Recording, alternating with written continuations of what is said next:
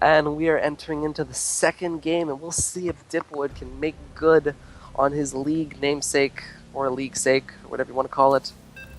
The name His of the league, Masters. Master The name of the League. league. The name of the league is Master League. Let's show if he can show his mastery of this matchup. Yeah. So you're from Canada. Do you like hockey? Not particularly, no. Not particularly. So I you're a think if fake someone, Canadian. yeah, I'm a fake Canadian. I don't actually exist. I'm a homunculus created from, like, a combination of American and Canadian bones. Not really real. Yeah. That's it. Interesting. Interesting. I'm watching a hockey game on the other monitor right now. Against how's a it going? Canadian team. It could have been your favorite team if you liked Edmonton. Edmonton. Yeah, I'm not too crazy about anything that's not instantly recognizable, which is very little because I don't like hockey. Anyway, so spawning in the... Why are they orange and orange again? Spawning in the bottom is Rip Zeez's Dipwood. Never mind. So Dipwood is... Looks like he's just making probes. Saving that chrono, interestingly enough. No, now he's spending it. Had a little bit of a bank there. That's actually you have to interesting. save it, otherwise you chrono into a supply block. So you have to chrono after you get that pylon down. Yes, yeah, I just don't know those kind of things. I knew trust me, I knew that my 4v4 bronze random would come into play at some point, and this is that point. I know why you bank chrono now. Casting the RSL. That's when you need it. Alright, so far, nothing really extrapolating. Looks like Seigifried doing the cautious thing, scouting his base for any proxies. This is a map we have seen proxies on quite often. We saw it happen in Haas vs. Naniwa. We saw it happen in Hero vs. Parting 2, I believe. Two very interesting series that happened recently. And as the game goes on, we're just going to see double gas come out of Dipwood, and as well double gas come out of Seigifried. Some more aggressive options, I imagine, will be taken, because in PvP, your only option is an aggressive option. That or die. It's true. If we look now at the tech, it was a factor in the last game that I believe Seigifried's tech was so much faster, which allowed his DT Shrine to wreak havoc while the Robo simply was woefully incomplete. And I believe we're seeing the same thing. Yeah, same thing. We're going to see the cybernetics core, and Dipwood sees all this. He knows how much faster his opponent's cybernetics core is, and he has to be aware of such a tactic coming out again. I'm sure he's on his guard. For Seigifried to try to DT rush again would be the ultimate mind game. The mind game to end all mind games. Indeed. And we do see a Zealot coming out for our orange at the top's base. Yeah. And the orange at the bottom is choosing to skip a Zealot and go straight for the fast Stalker and Mothership Core to get rid of this scout and then choose a tech path. MD, you just have to take my word for it, okay? Dipwood is yellow. He's not orange. They're all orange. Okay, everything is orange. The world Everything is orange. Everything is cool when you're part of a team. Yep. Alright, they're not playing Legos, they're playing StarCraft, and despite they're also both not choosing part of a team. orange... They're on their own team. Seigifried fights for Team Seigifried. Dipwood fights for Team Dipwood. Can I join Team Dipwood? I mean, Team Seigifried... I just really like the name. Yeah, but Team Seigifried is winning right now, and he's also on your he's also in your clan. You have to, like, logic dictates that you join Team Seigifried. So we see a really odd choice from Seigifried. He's got a Stargate and a Robo going down immediately. Quickly, we also see the Zealot walking in to Dipwood's base and getting one probe kill. Casual Zealot gives zero care. Zero care, and then he dies. That's what happens when you don't give a care. You get half of your worth and you die. We see a Void Ray, and probably going to make some kind of robot out of the Robo. Or cancel robot out of the Robo? If it finishes. Nope, yeah, it did finish. I never realized. Yeah.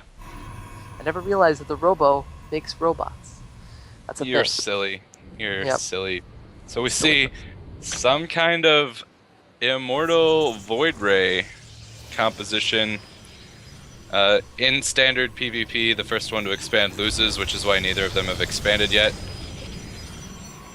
Dipwood trying to put on a little bit of pressure. He's going with a blink build. Yeah. And I have no idea who's going to win. It would seem like Seigifried's tech advantage might be called into question by just how much Dipwood is able to create. But Dipwood's got to go like now. Otherwise, the second Void Ray with supercharging will probably just kill him. Like, the issue here is that the sooner Dipwood goes in and baits the photon overcharge, the better. But he's not going to, and as things stand, by the time this one photon overcharge ends, we're gonna have another photon overcharge, and by the time that's over, we're gonna have like 3-4 Void Rays, 2-3 Immortals, and like you said, the tech advantage is just gonna be substantial. I feel like this push is kind of doomed to fail, considering Seigifried is basically building all the shit that kills Dipwood's shit. Interesting. We do see Dipwood seeming to just want to have a contain here and keep Seigifried in his base, not killing him. He's going to take an expansion behind this soft pressure. I think this is the correct play. I don't think he's going to be able to do any huge damage. But he can stand there. Posture aggressively. Like you said, whoever expands first dies, but I think in this circumstance it's okay because the composition that... As long as he doesn't do that, he scouted everything. He saw Immortals, Void Rays, and Zealots. He baited an overcharge really good on the Void Rays. That's pretty nice. It's going to be a while before that comes back. But this is generally really good, I would say, for Dipwood, because this army out of Seigifried is so slow, right? It's going to be able to push out and kill his opponent at like 10 minutes. But right now, he can't just risk YOLOing out with it, because it's not very mobile. If it gets caught, it's done.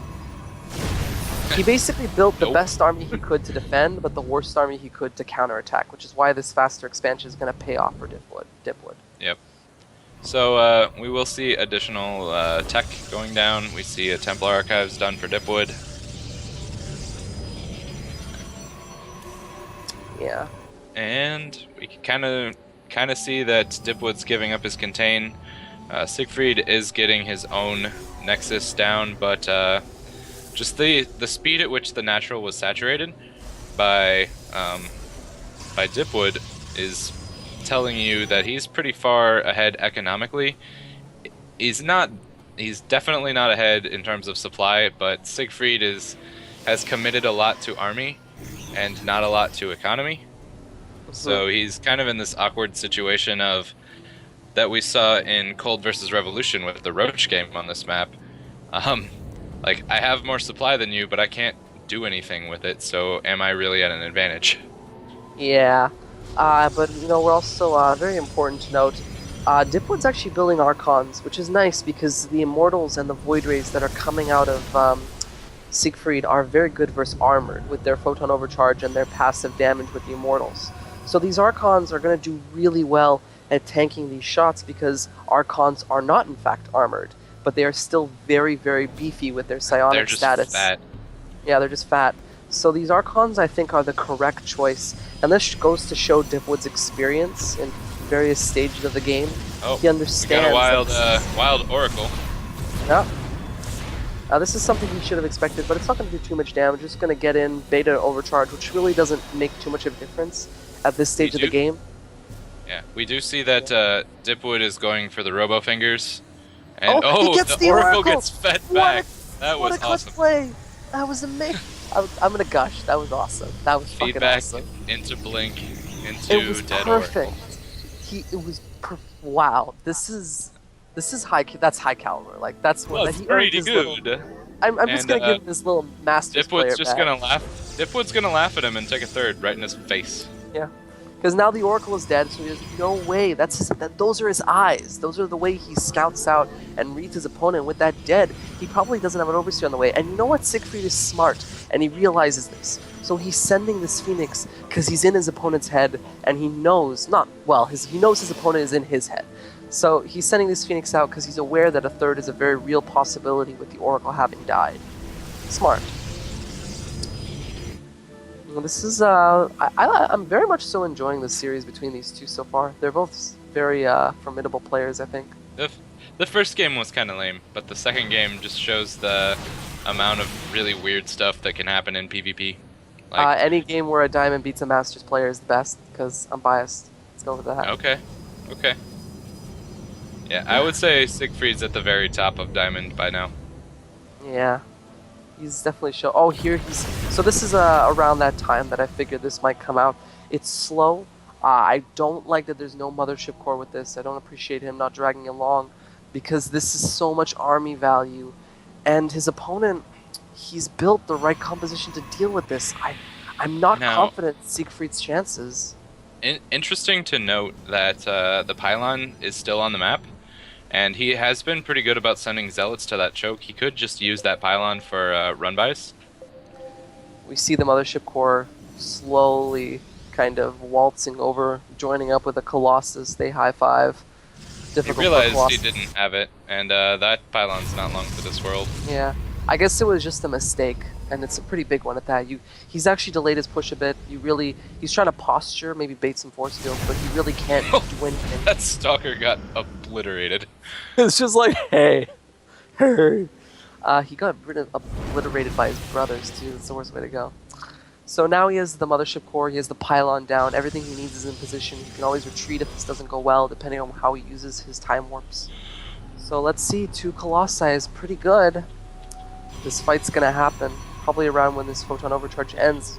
Dipwood should be taking time right now to position his zealots and stalkers and archons in the order in which he wants to use them. MD, I have a question.